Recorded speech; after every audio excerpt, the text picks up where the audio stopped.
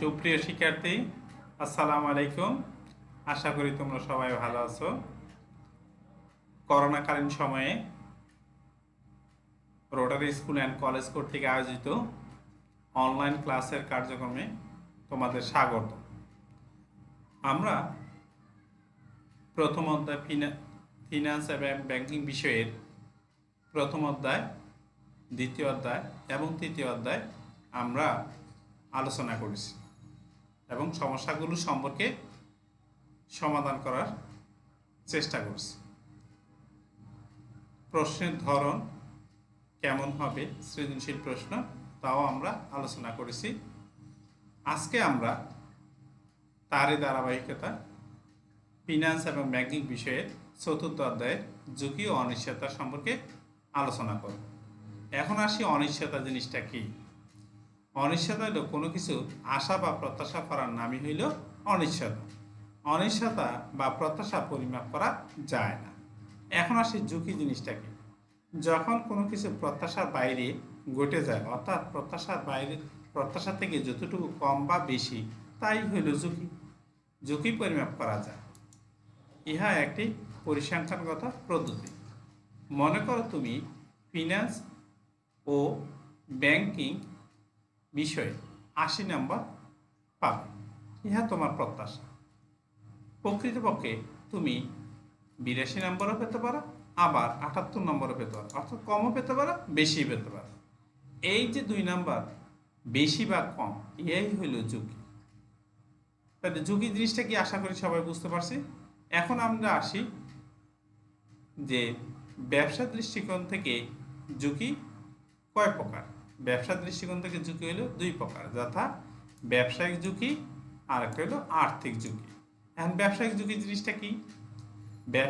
ব্যবসায়িক ঝুঁকি হলো ব্যবসা প্রতিষ্ঠান পরিচালনার জন্য বিভিন্ন ধরনের পরিচালন ব্যয়ের প্রয়োজন হয়, যেমন পণ্যদ্রব্য ক্রয়, দোকান ভাড়া প্রদান, কর্মচারী বেতন প্রদান ইত্যাদি। কারবারের আয় থেকে এই ধরনের খরচগুলো পরিশোধ করতে হয় বা করা হয়। কিন্তু আয় সবসময় একই ধরনের বা একই পরিমাপে হয় না, কিন্তু খরচ সবসময় একই পরিমাপের হয়ে থাকে বা পরিমাণ হয়ে থাকে। যখন আয়ের পরিমাণ কম থাকে তখন এই খরচগুলো পরিশোধ করতে সমস্যা হয়। এই ধরনের পরিচালন খরচ পরিশোধের অক্ষমতাকেই ব্যবসায়িক ঝুঁকি বলা হয়।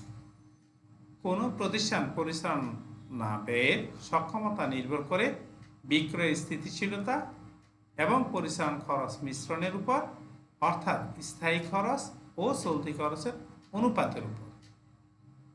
আমরা আসি এখন আর্থিক ঝুঁকি কি। এই ধরনের ঝুঁকি বহিস্থ, বাহিরের থেকে, অর্থায়নের উৎস থেকে সৃষ্টি হয়। যেই সকল প্রতিষ্ঠান ঋণের মাধ্যমে বেশি অর্থ সংগ্রহ করে সেই সকল প্রতিষ্ঠানে এই ধরনের ঝুঁকির পরিমাণ বেশি। ফলে ঋণ পরিশোধের অক্ষমতা থেকে এই ধরনের ঝুঁকির সৃষ্টি হয়, বিদায় তাকে আর্থিক ঝুঁকি বলা হয়। এখন আমরা আসি বিনিয়োগকারীদের দৃষ্টিকোণ থেকে ঝুঁকি। তাহলে আমরা বিনিয়োগকারীদের দৃষ্টিকোণ থেকে ঝুঁকিটা দেখি। বিনিয়োগকারীদের দৃষ্টিকোণ থেকে ঝুঁকি হলো ২ প্রকার, সুদের হারের ঝুঁকি আর একটা হলো তারল্য ঝুঁকি। এখন আমরা আসো যে সুদের হার ঝুঁকিটা কি। বাজারে সুদের হারের পরিবর্তনের কারণে বিনিয়োগের মূল্য ওঠানামা করে। এই আশঙ্কা থেকে সুদের হারের ঝুঁকি সৃষ্টি হয় বলে একে সুদের হারের ঝুঁকি বলা হয়। তারল্য ঝুঁকি, বিনিয়োগকারীরা নগদ অর্থ, বন্ড, ডিবেঞ্চার বা শেয়ারে বিনিয়োগ করার পর যে কোনো সময় নগদ অর্থের প্রয়োজন হয়। অনেক সময় এগুলো যুক্তিসঙ্গত উপায়ে বিক্রি করতে পারে না, বিদায় নগদ অর্থের সংকট সৃষ্টি হয়। এই ধরনের ঝুঁকিকে তারল্য ঝুঁকি বলে। এখন আমরা আসি ঝুঁকিমুক্ত আয়। জি, কিছু আয় আছে যা পূর্ব থেকে নির্ধারিত বা প্রত্যাশিত এবং প্রকৃত আয় একই হয়। এই ধরনের আয়কে আমরা ঝুঁকিমুক্ত আয় বলে থাকি। যেমন বিনিয়োগের সুদ, এটা পূর্ব থেকে নির্ধারিত, 10% আরও তুমি পাবে, সেটা পূর্ব থেকে নির্ধারণ করা। সঞ্চয়পত্র সুদ একই রকম। এখন আসি ঝুঁকিবহুল আয়। প্রত্যাশিত আয় থেকে প্রকৃত আয়ের পরিমাণ যদি কম বা বেশি হয় তাকে ঝুঁকিবহুল আয় বলে। যেমন শেয়ারের প্রাপ্ত লভ্যাংশ, যেমন এই বছর শেয়ার থেকে আমরা লভ্যাংশ পেলাম 100 টাকা। আগামী বছর একটা শেয়ার থেকে আগামী বছর শেয়ার থেকে 90 টাকা পেতে পারি, আবার 110 টাকাও পেতে পারি, কমও পেতে পারি, বেশিও পেতে পারি। এই ধরনের ঝুঁকিটাকে বলবো ঝুঁকি বহুল আয়। এরপরে আমরা আসি আদর্শ বিচ্ছুতি। অতীত আয় থেকে অর্জিত আয়ের ব্যবধান নির্ণয় করার জন্য যে পরিসংখ্যান পদ্ধতি ব্যবহার করা হয় তাকে আদর্শ বিচ্ছুতি বলা হয়। তাহলে আদর্শ বিচ্ছুতি নির্ণয়ের সূত্রটা কি? যে root over summation r i minus r bar whole square n বিয়োগ 1। এই হলো আদর্শ বিচ্ছুতি নির্ণয়ের সূত্র। এখন আমরা আসি যে একটা প্রকল্প থেকে কিভাবে আমরা আয় নির্ণয়, গড় আয় নির্ণয় করব, তারপরে আয় থেকে আয়ের ব্যবধান নির্ণয় করব, আবার আয় থেকে আয়ের ব্যবধানের বর্গ নির্ণয় করব, কিংবা আদর্শ বিচ্ছেদ নির্ণয় করে এরকম একটা উদাহরণ দিয়ে আমরা বোঝার চেষ্টা করি। মনে করি ধরো এরকম একটা প্রকল্প দেওয়া আছে, যে প্রকল্পটা কি, যে 2015 সাল থেকে 2019 সাল পর্যন্ত একটা সময়কাল দেওয়া আছে। আয়ের হার দেওয়া আছে হলো 10%, 5% বিয়োগ 5%, 20%, 15%, 20%। এখন আমাদের কাজ হলো কি, উক্ত প্রকল্প থেকে গড় আয় নির্ণয় করতে বলা হলো। উক্ত প্রকল্প থেকে আয় থেকে গড় আয়ের ব্যবধান নির্ণয় করো, উক্ত প্রকল্পের আয় থেকে গড় আয়ের ব্যবধানের বর্গ নির্ণয় করো, আদর্শ বিচ্ছেদ নির্ণয় করো। তাহলে এখন আমরা শুরু করি উক্ত প্রকল্প থেকে আয় থেকে গড় আয় নির্ণয় করা। উক্ত প্রকল্প থেকে গড় আয় নির্ণয়, তাই আমরা কিভাবে নির্ণয় করব? তাহলে আমরা নির্ণয় করার কৌশলটা জানিনি। এখন এইখানে আমাদের যে বছর আছে বছরটা আমরা বসাই দিই। এই যে বছর বসাই দিলাম, তাহলে কয়টা বছর হইলো দেখো, যে 1 2 3 4 5, তাহলে 5 বছর। এন সমান হইলো 5 বছর। এখন আয়টা কত আছে দেখো, এই যে এখানে আয়গুলো আছে, এই আয়গুলো এখানে আমরা বসাই দিই। তাহলে আয়কে আমরা রেভিনিউ বলি, এই জন্য আমরা আর আয় দ্বারা প্রকাশ করলাম। এগুলো আমরা যোগ করলে যোগফল দ্বারা হইল 60। তাহলে এখন 5 বছরের আয় হইল আমাদের জন্য 60। তাহলে 1 বছর আয় কত গড়ে, তাহলে আমরা বসাই। তাহলে গড় আয় নির্ণয়ের সূত্রটা কি, সামেশন আর আই ভাগ এন। তাহলে আর আয়ের মান কত, 60। তো 60 বসাইলাম। এন এর মান কত, এন মানে বছর, বছর কত 5, বসাইলাম 5। তাহলে 60 ভাগ 5 সমান 12, বা গড় আয় হইল 12%। আশা করি গড় আয় কিভাবে নির্ণয় করি শিক্ষার্থীরা তোমরা বুঝতে পেরেছ।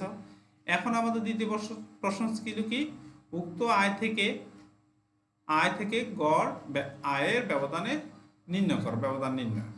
তাহলে এখন আমরা যাই, তাহলে আয়টা তো আর আয় দ্বারা প্রকাশ করলাম, গড় আয় হলো আর বার। তাহলে ব্যবধান নির্ণয় করব। তাহলে ব্যবধান নির্ণয় করার এই অংশটুকু তো আমরা আগেই তৈরি করেছি, যে গড় আয় নির্ণয়ের সময়। তা আমরা এই অংশটুকু বসাই দিলাম। তা গড় আয় তো আগেই নির্ণয় করছি, 12 হলো, তাহলে 12 বসাইলাম। তা সূত্র অনুসারে কি, যে আর আয় বিয়োগ আর বার। তা আর আয়ের মান কত, এখানে 10, বসাইলাম 10। এরপর কি চিহ্ন আছে দেখো, তোমরা দেখো বিয়োগ চিহ্ন আছে, তাহলে বসাইলাম বিয়োগ চিহ্ন। এরপর আর বার মান কত ছিল, 12, তাহলে বসাইলাম 12। তাহলে ক্যালকুলেটরে 10 বিয়োগ 12 সমান বিয়োগ 2। তারপর আমাদের আছে কত দেখো, আর এর মান কত, বিয়োগ 5, বসাইলাম বিয়োগ 5। এখানে সূত্র কত কি আছে, বিয়োগ, বসাইলাম বিয়োগ। আর বার মান কত, 12, বসাইলাম 12। তাহলে কত হয়, যে বিয়োগ 17 বের হলো। এরপর আমাদের আর এর মান কত, 20, তাহলে 20 বিয়োগ আর বার মান কত, 12, বসাইলাম 12। তাহলে 20-এর থেকে 12 বিয়োগ দিলে 8 থাকে। এরপরে আর এর মান কত, 15, তাহলে 15 বিয়োগ আর বার মান হলো 12, তাহলে হলো 3। এরপরে দেখো আর এর মান আছে 20, তাহলে 20 বসাইলাম, এরপরে বিয়োগ বসাইলাম, তারপর আর বার মান হলো 12, তাহলে 20-এর থেকে 12 গেলে থাকে হলো 8। তাহলে এখানে দেখো আর আই মাইনাস আর বার সমান 0, ইহা সর্বদাই 0 হয়। তাহলে আমরা বুঝতে পারছি যে কি, উক্ত প্রকল্প থেকে আয় থেকে গড় আয়ের ব্যবধান নির্ণয়। তাহলে আশা করি বুঝতে পারছি এটা। তারপরে আমরা যাই হলো গ নম্বর। গ নম্বরে কি বলছে দেখো, আয় থেকে গড় আয়ের ব্যবধানের বর্গ নির্ণয় করো। তাহলে ব্যবধানের বর্গ, এই অংশটুকু দেখো আমরা আগে নির্ণয় করছি, এই অংশটুকু দেখো আমরা আগেই নির্ণয় করছি। দেখো এই অংশটুকু আমরা আগে নির্ণয় করছি, ঠিক আছে। খ নম্বর আমরা বের করছি। এখন শুধু এর বর্গটা আমরা বসাই দিই এখানে। তো বর্গ বসাইলে কত, 2 এর বর্গ বসাইলে কত হয় 4, বিয়োগ এই যে মাইনাসে মাইনাসে প্লাস হয় এই জন্য প্লাস চিহ্ন বসছে। এখন 17 বর্গ করলে কত হয় 289, 8 এর বর্গ করলে কত হয় 64, 3 এর বর্গ করলে কত হয় 9, 8 এর বর্গ করলে কত হয় 64। এখন আমরা এই যে 4, 289, 64, তারপর 9, আবার 64, এগুলো যোগ করলে আমাদের যোগফল দ্বারা কত 430। তাহলে আমরা পেয়ে গেলাম কি উক্ত প্রকল্প থেকে আয় থেকে গড় আয়ের ব্যবধানের বর্গ। তাহলে যদি প্রশ্ন বলে কিভাবে নির্ণয় করতে হয়, তাহলে আমরা আশা করি সবাই পরীক্ষায় লিখতে পারবো। তাহলে এই অংশটুকু আমরা বুঝছি। এখন আমাদের পরের প্রশ্নটা কি দেখি। পরের প্রশ্নটা ছিল উক্ত প্রকল্পের আদর্শ বিচ্ছেদ নির্ণয়। তাহলে আদর্শ বিচ্ছেদ কিভাবে নির্ণয় করতে আমরা দেখি এবার। তাহলে দেখো এই অংশটুকু আমরা পুরোটুকু আমরা গ নম্বরে করে ফেলেছি, ঠিক না? একটু আগে করছি গ নম্বরে। তাহলে এখন আমরা আদর্শ বিচ্ছেদের সূত্রটা বসাবো। তাহলে আদর্শ বিচ্ছেদের সূত্র আমরা একটু আগে জেনেছি, root over summation r i minus r bar whole square n বিয়োগ 1, এই হলো সূত্র। এখন মান বসাই দিই। দেখো আর আই মাইনাস আর বার এর মান হলো হোল স্কয়ার মান কত 430, আমরা বসালাম 430। এই যে দেখো 430। এন এর মান কত ছিল, এন এর মান ছিল দেখো 5, বসাইলাম 5 বিয়োগ সূত্রের 1। এখন দেখো এই 5 থেকে 4 বিয়োগ করো, 1 বিয়োগ করো, তাহলে থাকে হলো 4, বসাইলাম 4। তাহলে এখানে উপরে 430 আছে, 430 এ রাখলাম। এখন দেখো এই 430কে আমরা 4 দ্বারা ভাগ করব, তাহলে ফলাফল কত পেলাম 107.5। তাহলে বসাইলাম 107.5, বসাইলাম। এই 107.5 এর আমরা যদি রুট করি তাহলে আমাদের দ্বারায় কত 10.368, বা আদর্শ বিচ্ছেদ সমান 10.368%। এখন আমরা নির্ণয় করলাম। এখন একটি প্রকল্পের যদি আদর্শ বিচ্যুতি নির্ণয় করতে বলা হয় তাহলে আমরা কিভাবে নির্ণয় করব সেটা বুঝতে। দুইটি প্রকল্প যদি বের করতে বলা, একই নিয়ম একই সূত্র অনুসারে আমরা বের করব। এখন দুইটি প্রকল্পের ক্ষেত্রে যদি কোন প্রকল্পটি গ্রহণ করা হবে বা কোন প্রকল্পটি চালু রাখা হবে, সেই ক্ষেত্রে আমাদের মন্তব্য লেখার ক্ষেত্রে আমরা আদর্শ বিচ্যুতি নির্ণয় করব। তখন যে প্রকল্পটির আদর্শ বিচ্যুতি কম, সেই প্রকল্পটির ঝুঁকিও কম, সেই প্রকল্পটি আমরা চালু রাখবো। আর যে প্রকল্পটির আদর্শ বিচ্ছেদ বেশি, আমরা সেই প্রকল্পটি কি করব বন্ধ করে দেব। তাহলে শিক্ষার্থীরা আশা করি সবাই বুঝতে পারছি যে কিভাবে আদর্শ বিচ্ছেদ নির্ণয় করতে হয়, কি কোন প্রকল্পটি চালু রাখবো কোন প্রকল্পটি বন্ধ করব সেটাও বুঝতে পেরেছি। দুইটি প্রকল্প থাকলে কিভাবে আদর্শ বিচ্ছেদ নির্ণয় করতে হয় তাও বুঝতে পেরেছি। তো সবাই ভালো থাকবো, সুস্থ থাকবো, আল্লাহ আমাদেরকে ভালো রাখুক, সুস্থ রাখুক, সেই কামনা করে আল্লাহ হাফেজ, আসসালামু আলাইকুম।